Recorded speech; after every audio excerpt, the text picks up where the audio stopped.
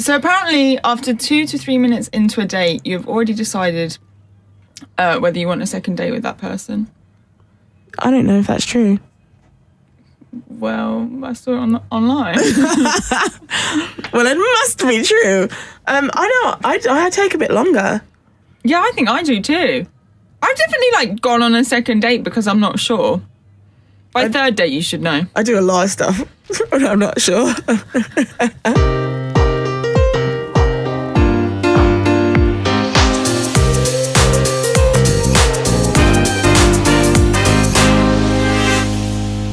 Hello and welcome to No Sex in the City. We're just two girls from very different backgrounds. I'm Renee. I'm Helen, and every week we discuss pop culture, peen, and everything in between. How you doing, Helen? Something happened to me last week which really annoyed me, and then I saw an article about it online which made me even more annoyed. And I went out for dinner, and so went out with my friend Tori for dinner. The bill was under £30 each, so it's pay by contactless. And the guy just took our cards and tapped them on the machine without asking us or without showing us the amount. That's not okay. And it really, really annoys me. And it's happened to me a couple of times when I've been out, because it's you should ask, because I don't see how much I can't see how much you're charging to my card, and you could make a mistake. And then I read an article online that saying that by that happening and people not checking the amount, that apparently every month up to £2 billion worth of contactless payments are made without the customer checking the right amount they're being charged. That is disgusting. That's absolutely disgusting. That is a crazy amount of money. Yeah, so it's not people trying to rip you off. It's people make mistakes. And have you ever been, when you've got to split a bill, and quite often, waiters, they can't quite figure out the amount. If it's a funny amount, you can see that some people are good at maths and some aren't. And sometimes they really struggle to divide it by 2 or 3 or however many people you're out with drinking Prosecco. Fuck's sake. But I've actually been out once when, and then I said, I don't like to be rude to staff. I think that's really awful, we've discussed before on the podcast. But when that's happened to me, I have been oh, can I check the amount? Made it obvious to them that I don't think that's okay. And once I was out somewhere, and the waiter was just oh yeah, whatever. So, oh my God, I was such a middle-aged woman, and I asked to speak to the manager on the way out. I do think it needs to be general practice that when you're paying by contactless, that you show the amount, because they do it in retail. They'll go, would you like to pay by card? And I'll be like, yeah. And they'll go contactless, and they'll say, do you want to check the amount? They'll say check the amount and then press OK or whatever. And I don't understand why that's not happening in bars and restaurants too. Yeah. Do you get it happen to you a lot? Yeah, but I'm really irresponsible, and I'm just yeah, fine. Tap away. I'm always just under £30, this is so good. And it's no, actually, I think that's really bad, and I think that they need to be more on it. Yeah, and everyone's fucking struggling for money. I don't know anyone who's not, so don't rip me off by £5. Is that what they're doing? Putting the incorrect amounts in? Is that just bad maths, or are they just giving themselves tips? I think it's bad maths. But that for some reason, that's one of those things that really, there's just those little pet peeves that happen in life, and that's one of them that really makes my blood boil. I don't like it when there's people that's it. I just don't like it when there's people. When you're walking on a path, and you're walking one way, and then you have a group of people coming towards you, maybe 2, maybe 3, and that group of however many don't make room for you, so you'd have to walk onto the road, or you have to stop because they're side by side having this conversation that cannot, for 2 seconds, be paused, because I'm just it blows my mind how inconsiderate people are, and they're just so involved in themselves. And I'm babes, I can hear what you're talking about. He didn't reply to your email. Chill the fuck out. It's not that big of a deal. Can you move so I don't have to walk in this dirty street puddle? My trainers are expensive. No, I'm joking, they're not. But it's I just think it comes with a precedence of entitlement of, oh no, I need to be here, and I need to be right next to this person, because what we've got going on is more important than anybody's public safety or any consideration for others at all. And I just remember when I was little, my mum was so, oh my gosh. So if me and my sister were walking down the street, or if she was pushing my sister in the buggy and I was standing next to my mum, and people were coming towards us, she'd always make me go behind her or go in front. And it was really like, I didn't do it fast enough. I got bollocked because she was like, you're not the only person on the path. You need to make space for others. And I was just like, okay, that was ingrained in me. But you've got people who that just seems to have gone out the window. And I know where this comes from because I see these parents with their children and they're like really far in with like the buggy and they're chatting with their mate and their child is not even next to them. They're like 2 people over and you're like, babes, what the fuck? Like, you're taking up the whole path here. Like, do you really think you're the only person in this London street or wherever? And it's a London thing because in Ipswich, this doesn't happen. Like, in Ipswich, it's like, oh, sorry, you okay? Or if you do tuck in, like, they'll go, oh, thank you. And it's like, what is it with this, like, this London mentality of, no, I'm the most important person in this area right now. You're going to have to either wait or walk in the road into oncoming traffic, you minion. Fuck yourself. I hate it. I hate it so much.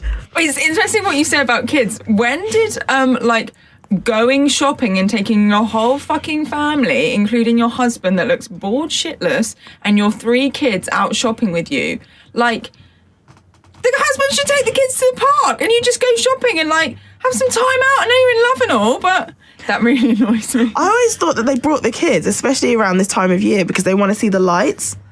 And so it's like a thing. So it's like, let's go see the lights. We'll go to Hamleys. We'll get a hot chocolate. And it's like a family thing. So I understand why they're there with like the brood. I get it.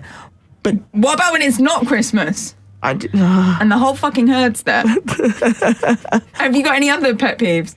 I really don't like being interrupted. But I do feel like that's kind of because the way my brain works is I start saying things and I'm thinking about the next thing I'm going to say. So sometimes I do pause.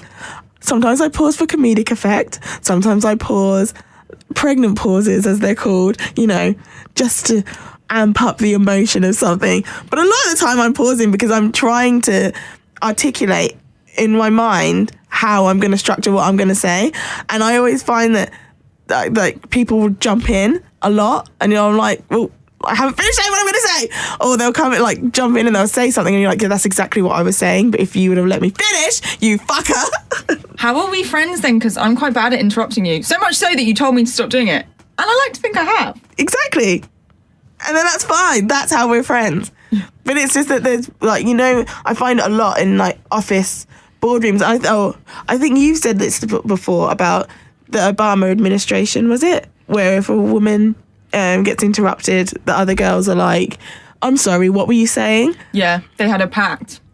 Go girls. Yeah, that's amazing. But that doesn't happen a lot here. And I feel like it doesn't happen a lot in a lot of places. So when you're sitting somewhere and you're trying to get an idea or a thought across, then there's usually someone else who always tries to like jump in. And I hate that. Yeah, do you know what I hate which people do in the office? From 11 a.m. ask each other what they're going to get for fucking lunch. And then till 3 p.m, oh, how was your lunch? Maybe it's because I'm a bit weird about food and I don't really like people looking at me eat because I'm an ugly eater. But it's more just like, it's like interaction for the sake of it. And quite often in open plan office, I can just overhear these fucking mundane conversations every fucking day from 11 a.m. what are you getting to get for lunch? Don't get me wrong, like I go out for lunchtime with my friend and it's like, oh, what are we going to get? But we discuss it for 3 minutes before and then we just get our food and then we eat it and then we get on with our lives. But it's like conversation for the sake of it, just to like talk to someone. It's like, read a fucking book. Like, I can't stand it. It's like, I get that you want to be friendly with the people you work with, but it's just such a fucking boring conversation. No one's enjoying it. Like, talk about what you watched on telly last night. I can't stand it. I'm not sure if I have any other pet peeves. I think I never really noticed that lunchtime thing, but now you pointed it out, I'm going to be like, ha! Every time I hear it. I think, yeah. I'm trying to think if I've got any here. It bugs. I know this isn't really a pet peeve, but it bugs me when you have somebody that worked really hard and they put a lot of time into things and they put a lot of effort into things and they want to be the best at what they're doing. So I had an old boss and she used to say, "You are your own brand," and it was as a marketing job, funnily enough. And I've always kept that with me, like trying to portray myself in or the things that I work on in like a way so that people will be like, "Oh, Renée did that." And because of that, I will put in extra effort. But maybe unnecessarily, I have been described as a workaholic, which isn't good. But it bugs me when you've got people who just do the bare minimum and then they complain about it. And they complain that they're not in the job that they want or in like getting to do what they want to do, or just in general, just complaining. Why would you complain? What have you done to rectify that situation? If you haven't done anything, I don't want to hear you complain about it. Like, that really bugs me. Yeah. I've also... Sorry, I'm just thinking of how many pet peeves I have. Slow walkers, people who take food off your plate. I do that, sorry. Oh my god! People do this in the office the whole time. People who loudly talk about being on a diet, but you see them eat snacks. Also, another one to do with food. I think it's really rude when someone's eating something and you don't like what they're eating to be like, "Oh, what's that?" Basically, just don't talk about food. It's the deal for me. Just eat your food, enjoy your food. Food is fuel, and we will get on. Speaking of pet peeves, somebody that has a lot of characteristics that I would say are massive pet peeves of mine, Lena Dunham, is still playing on my mind. And I know you love her, but I can't stop thinking about it. Just her general existence. Why do you dislike her so much? Well, it just comes... I know you're a huge fan of hers. It comes from watching... So I watched a bit of Girls, and there was so much about it that I was just like... She came across as this character that was so entitled and so... but like quite lazy and neurotic, and I guess we could all be those things to a certain extent, but I didn't like the fact that she created this show and she wrote it, and she's a really talented writer and stuff, but she said it in Brooklyn. Is it in New York? Brooklyn? Yeah. Well, it's kind of all over. Her flat's in Brooklyn. And there were very few people of colour. I was just like, which Brooklyn are you living in? Because this Brooklyn doesn't exist. Like, you can't... It was weird. And I was like, this must be a conscious effort of yours to disclude people of colour.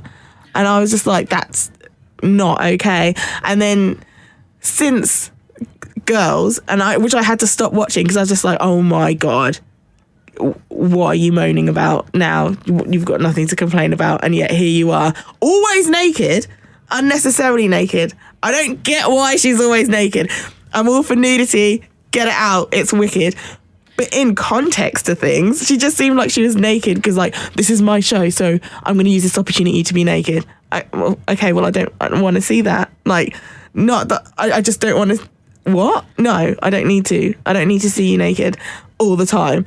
And then since the show, she seems to constantly be saying stuff, writing stuff, doing stuff that's just so problematic. She represents for me the idea of feminism, but it's like white feminism. So it's completely disregarding any form of intersectionality. She's very much like Taylor Swift in this regard for me, is that she just sees the feminist movement of basically like how it's going to help her personally as a white straight female, you know, to get further in life. And you're like, well, actually, there's a lot of girls out here, and you're on a platform that's incredible, and you're only using it to talk rubbish. Then there's... Oh, and she's not talking rubbish. I could go on for ages. What do you mean she's not talking rubbish? I do understand. Don't get me wrong. I do understand some of the criticisms that have been levied at her. I personally think that she's done more good than harm, and I kind of don't like this there seems a bit of a momentum to tear her down. In terms of the nudity, I get what you're saying, it is a bit much. Normally she's naked in that show because she's having sex or because she's at home, and you're fucking naked when you're at home, usually. I really enjoy Girls. I'd say it's my favourite TV show I've ever watched because I actually thought it really represented something that hadn't been represented on TV before. And I know, which is the reality of being a girl in your 20s. And I do totally understand that it was all white people, but unfortunately I think you write what you know. And she probably feels like she is a white middle-class girl, and so she knows how to write characters that are white and middle class. And I'm not saying that's okay, but I think that happens a lot in TV shows and movies. And yeah, I just don't... I really think she's done more good than harm. What good has she done? I think she's the way she presents how sex can actually be. Like, there's some really good scenes in Girls where it's like a guy trying to do something on you that he's seen in a porno. I think it represents friendship really accurately, and how it can be amazing and how it can be awful and how badly you can treat your friends. I think that thing that we've discussed before, which I know we're going to disagree on, of like trying to find yourself when you're in your 20s and if you want to do something creative and how hard it is. So yeah. Don't you think there are other platforms, there are other TV shows or whatever that have done those things? I remember watching episodes of Sex and the City when they've got like somebody does something really weird and they're just like, oh, remember when whoever Charlotte's sleeping with, and they want to put it in her bum, and they're all like, what? And it's just how they address that. So it's like, it's all been done before. The whole friendship trope and like the dynamics with friends, in Friends, when they covered all the things about dating people in the friendship group or some friends having more money than others and, you know, those sorts of things. Like, that's all been done before. Yes and no. Like, obviously those themes of friendship and love have been touched upon so many times. I know there's often similarities are drawn between Girls and Sex and the City. I personally love Sex and the City as a show, but didn't think it was very real at all, because I get what you're saying, like, oh, Samantha has sex all the time and she's naked all the time. But it's like they just do that with that one character and it's almost a bit too extreme, and I don't think that's true to life. Whereas in Girls, it happens to all those characters at different times, and it's not just like there's this one sex mad character, which is Samantha in Sex and the City, and everyone else is having, you know, normal, lovely sex life. Like, it happens to all the characters in Girls, and they all have moments in love, in romance, in work. I just think the characters in Girls are a lot more fully formed than the characters in Sex and the City, where it's just like, you know, Samantha's addicted to sex, Miranda's the serious lawyer, Charlotte's like the sweet innocent one, and Carrie maybe has a bit more grit to her, but not really, when it's just she's like this fashionista journalist. And they're interesting, but I think the characters in Girls have a lot more substance to them. But do you not think that every single one of the characters in Girls represents the negative parts of the millennial stereotype? Like, I watch that and I'm like, this is why older generations hate us, because of this. And then I thought that was just how Lena Dunham was in the film, and like how all the characters were in the film, and then not a film, the TV show. But then afterwards, Lena seems to actually be her character. So she hasn't written anything, she hasn't created anything, she's just being herself, and that's fair enough. But that is problematic. I do think millennials can be entitled, but I also think there needs to be a conversation, which Girls has opened up and which we've had with each other before, about how hard it is being a millennial.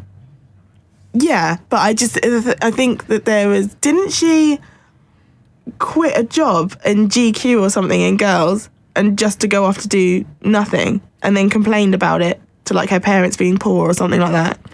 Yeah, but obviously, like, there's comical moments, but the reality is some people, if you come from a certain background, there is this moment which is a life lesson for you, where you realise that your parents aren't going to support you anymore emotionally or financially.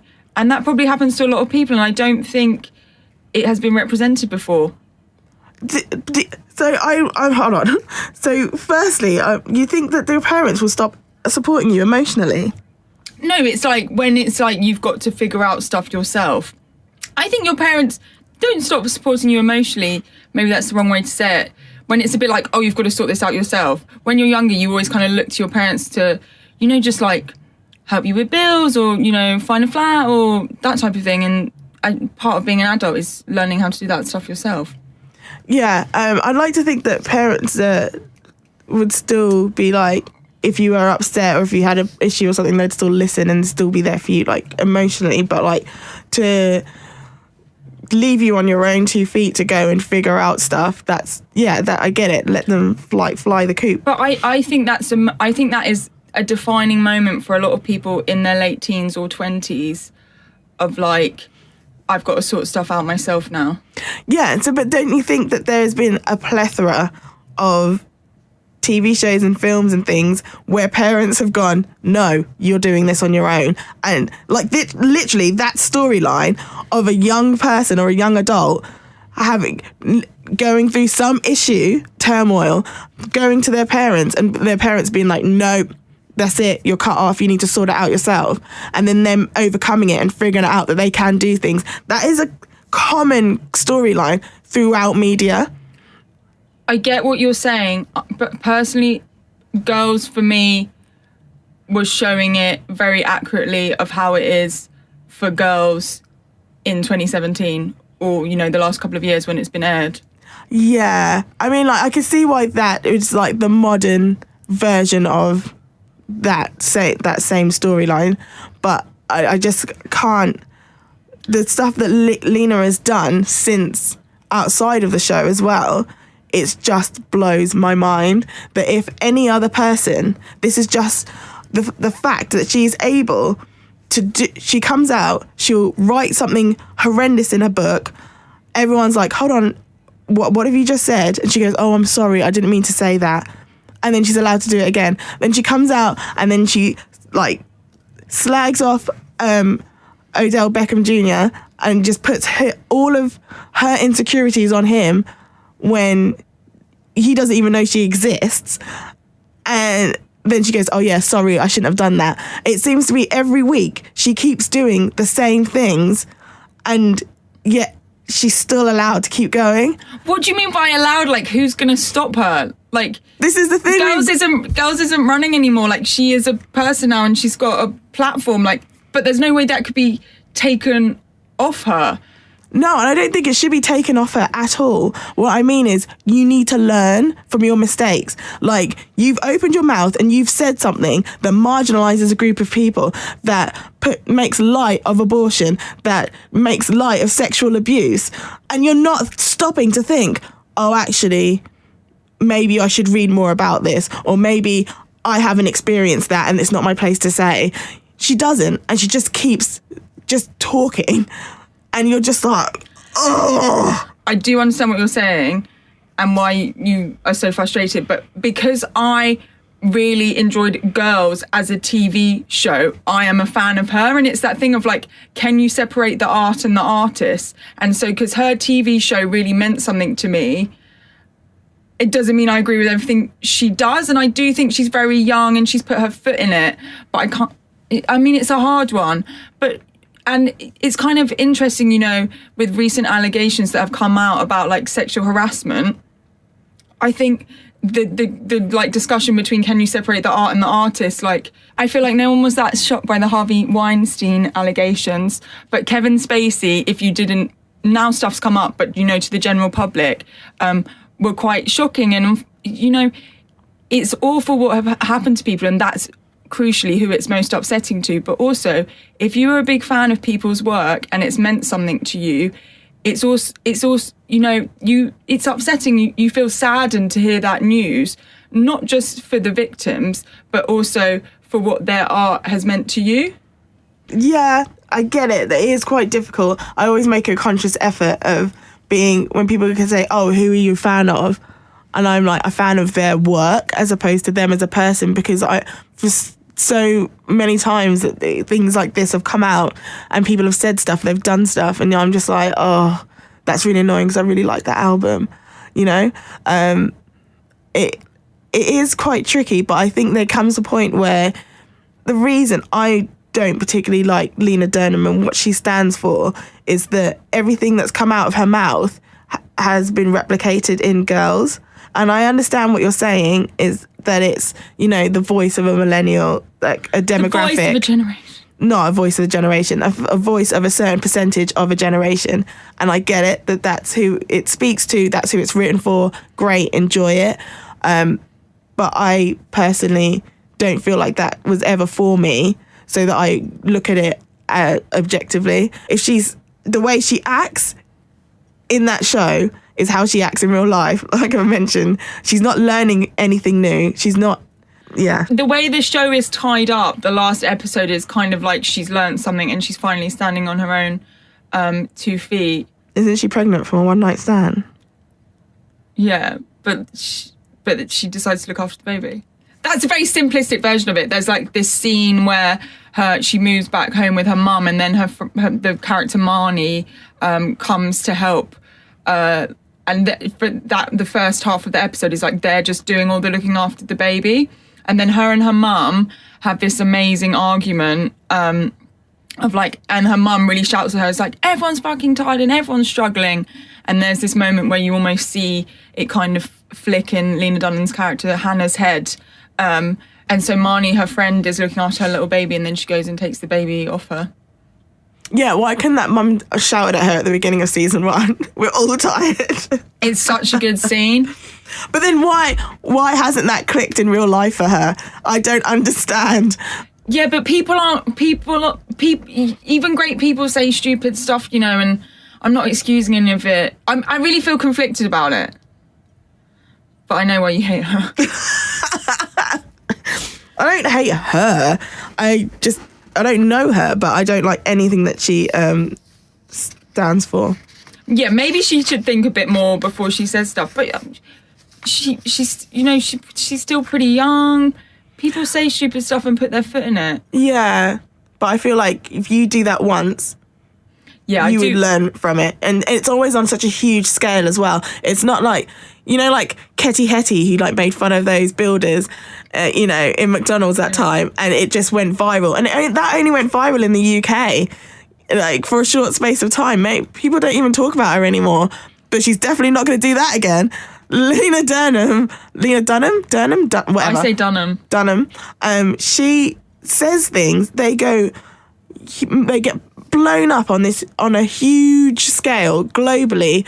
Well, in the Western world, and it's sort of like people agreeing with her, people disagreeing with her, whatever it is. Most of the time, it's disagreeing. She said something really problematic, and it gets to this point. Like I'm thinking that she keeps doing it repeatedly, over and over again. I don't know if she's getting validation from it, or she's enjoying the fact that people are talking about her. Like you say, she's not got a show anymore, so she needs to be in there. Like, you know, is she doing it for the attention? I don't know, but if she is doing it for the attention, then I think that's disgusting. It's not okay to be saying the things that you're saying about these women, that you're saying that they're meant to be your allies. You're meant to be on the same team. Yeah, no, I do agree with everything you're saying, but I don't know, not so much, she has put her foot in it massively wrong, but I do feel from when Girls began, people wanted to take her down. And I just found that kind of upsetting. Yeah, it's not nice. Especially as she's a young woman achieving stuff, trying to make a difference. Even if it's not necessarily everything we agree with, I just find the way people really went for her and tried to take her down upsetting. Yeah, and I think that plays to the trope of, like, the victim blaming. Like the same as Taylor Swift. You think? Yeah, massively. And it's like, I'm just here trying to be a writer and trying to make good content for everybody, and everyone's being really mean to me. And it was like, hold on, why are people being mean to you? Why? And is it people being mean, or are they just pointing out, actually, you've set a film in New York and not included any people of colour? Are there any bodegas? I don't think there are. Like, come on. And people are just pointing out. Yeah. And you've not done anything to rectify it. She did. She wrote a black character into the second season. Oh my God, thank you. Who she dated. No, I don't mean it like that, but like she tried to address the criticism, and, you know, I'm white and most of my friends are white, that's not a conscious decision. That's just how my life has ended up. And I think if I ended up writing a TV show about 4 girls, I would probably end up writing a TV show about 4 white girls, because that's what I know, and you write what is familiar. Yeah, so you write a story about 4 white girls, and where would you set it?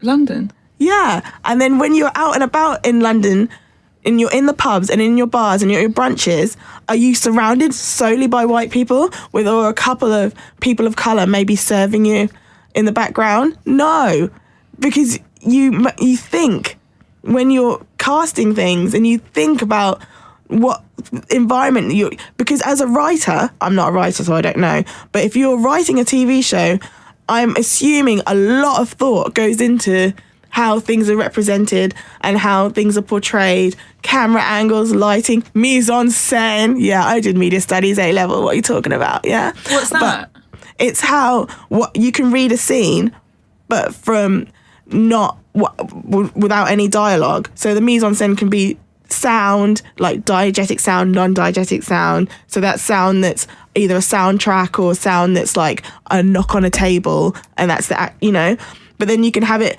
with like spacing of characters. So if they're in an argument, they were always like quite far apart in a frame, so you can actually see a physical distance between people, just stuff like that. Colors that people are wearing, blah blah blah blah blah. Everything is thought out to the slightest detail. So it gets to a point where it's like, well, no, I'm gonna if she's just writing about what she knows, which is great, then she clearly doesn't know Brooklyn, New York, because that's not what it is. Yeah, I do get that point. Lena Dunham, her and Taylor Swift can just go somewhere together. I think they are mates. I'm not so fucking surprised. I've been listening to the new Taylor Swift album quite a bit. Is it good? It's like good pop music. We can talk. Yeah, I don't mind her I don't mind her music. Like, I think everyone needs a bit of pop in their life. I just don't like her. I don't like Lena Dunham for the same reasons. They both make out that they're feminists, and they make out they're doing everything for the greater good, but they're not. They're representing a proportion, and they're playing the victim a lot, and they're not actually ever held accountable for anything they've said. Taylor Swift more so now, because people have started to turn against her from when Kim Kardashian had like the video of her being like, of Kanye actually calling and Taylor being like, yeah, of course you can use my name. Yeah, it's cool. I'll always have your back. And then just lying about it. That is the whole victim, of narrative of like, I look a certain way so I can say whatever I want and do whatever I want. I think Taylor's way worse for it than Lena is. And I think Taylor kind of portrayed herself as a feminist, and I've got my girl gang on stage because it was almost a bit fashionable at the time, whereas I do think Lena Dunham was generally trying to make a difference with the showgirls.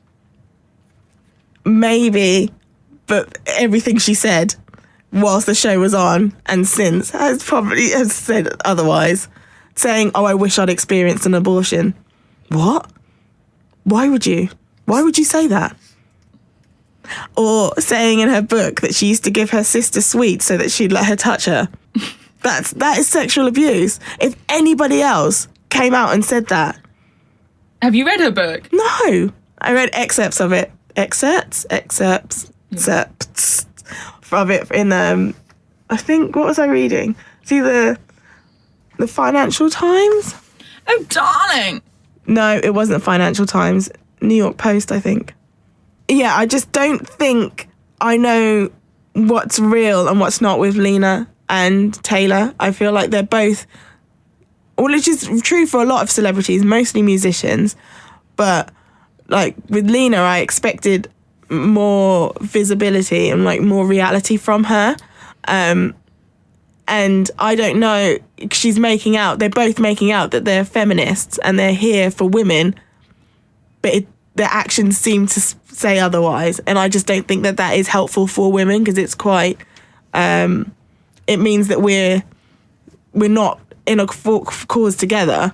It's like, we're over here and we want this, and you're over there and you want whatever, Yeah, there is that theory that just So it was a theory that went around when it was the American presidential election that, you know, people disagreed with a lot of what Hillary did and some of her policies, but is that act of having a female president just good for feminism, full stop, because you're putting someone in that position of power, and does that bring everyone up?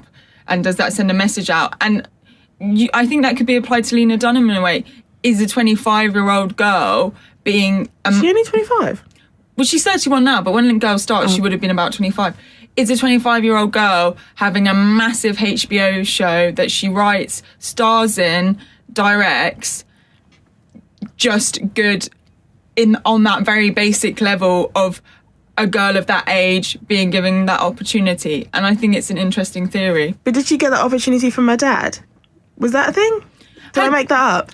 I think her dad writes. Her dad works in TV, but obviously, you know, I think it's interesting when it's kind of that idea of checking your privilege. So yeah, maybe she got some meetings because her dad set them up, but this like Girls got signed off as a TV show and it turned into 6 series. Yeah. Sometimes it's like you get into the room because of your connections, but then you get this seat at the table because of your work. No, definitely. It's actually interesting, that kind of idea of like checking your privilege. And I think you should be very aware of your privilege, but I don't think you should be sorry for it, because I don't think that's going to achieve anything. Oh no, definitely not, because that's not something you have control over. There's you have no say of what sort of financial background your family is that you're born into, or where you're born, or whatever. That's something that you have no control over. But I do think that, like you say, like checking it is great. I don't think anyone should ever apologise for their privilege unless they've gotten that off the back of other people. Which I'm not saying that she has, but I'm just saying in general. Yeah. So Renée, I saw an interesting, you know, kind of what we're saying about what is real and what isn't real. There was a really interesting story that went round this week, where the brand Misguided got accused of deliberately photoshopping stretch marks onto their models. What? Yeah. What? Why would you put them in? I don't think you'd need to put them in, no? Well, I guess because because they know they're going to get marketing, because they think they're going to get marketing off the back of it. That's kind of sad. I know that ASOS have stopped photoshopping stretch marks out. I've never heard of a brand putting them in, but I guess if they're trying to jump on a bandwagon, I feel like there are worse bandwagons they can jump on. Yeah, well, at the moment, they've just been accused of it. I do like the thought of, how do you feel about stretch marks being on show? Well, obviously Misguided have just been accused of this. We don't know if it's true or not. But obviously everyone has stretch marks. You know, I think once you're over the age of 16, everyone has stretch marks. I get why I'm really torn about it. I do get why they're photoshopped out in terms of, like, if you think of it as literally just an image that is selling a product, that it puts more emphasis on the image. But obviously I do understand the ramifications of how it makes young girls feel about their bodies. But also, you know, photos do, as a photo, stuff gets touched up to look more beautiful. I don't know, I'm really conflicted about it. I remember when ASOS started doing it, and I remember scrolling through ASOS, which is like one of my favourite activities, and I was just like, oh, she's got stretch marks. And there's something about it that just made me feel like just better, knowing that these people who look so skinny and they have stretch marks. Like I had stretch marks before, like, when I was in high school, like way before, and I was a twig and I had stretch marks, and I don't know how or why or where they came from, but so I've always had them. So I just thought it was, and I remember I actually stopped for a minute, and I know what you mean about it being distracting from the product, that I looked at it and thought, oh, she's got stretch marks. That's nice. And then I kept on scrolling, and, you know, but I wonder if it's only distracting because we don't see it often. And if we saw it, if you're scrolling through apps and you're looking at swimwear, if everyone had their stretch marks, if they do have them, then I think that's great. Like, and I think if we saw them often, it wouldn't be distracting anymore. It would just be what they are. Yeah. I think that's fine. I actually think that's pretty cool. Oh, can we take a quick minute? I just want to give a quick shout out to Drake, because I know he did this the other day. You need to see the video when he stopped a performance and he was like leant into the crowd. He's like, yo, I can see you putting your hands on her. And he basically called out this guy that was groping girls in the crowd. And he just like fully stopped the music and was like, if you're going to keep doing that, I'm going to kick you out. I'm going to come in there myself. And I was just like, Drake, I'm not a fan of your music, but you as a person, fantastic. And I just want to say, Drake, if you're listening, thank you.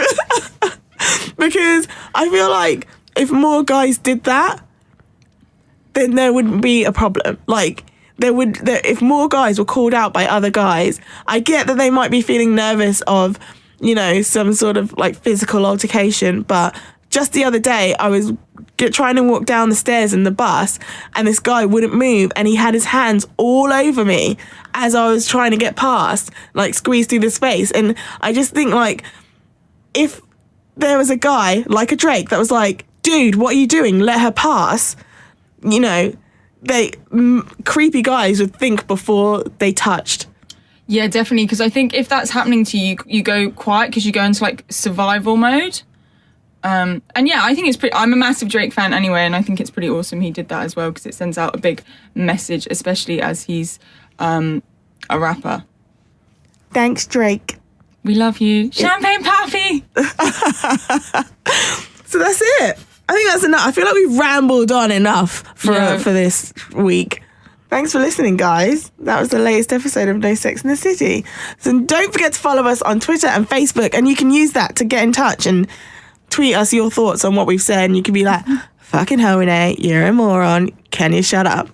And I'll be like, yes, thanks. Yeah, and subscribe on iTunes and Google Play to get notified as soon as the latest episode drops. And if you're feeling so inclined, give us a little review. It helps other people find the podcast.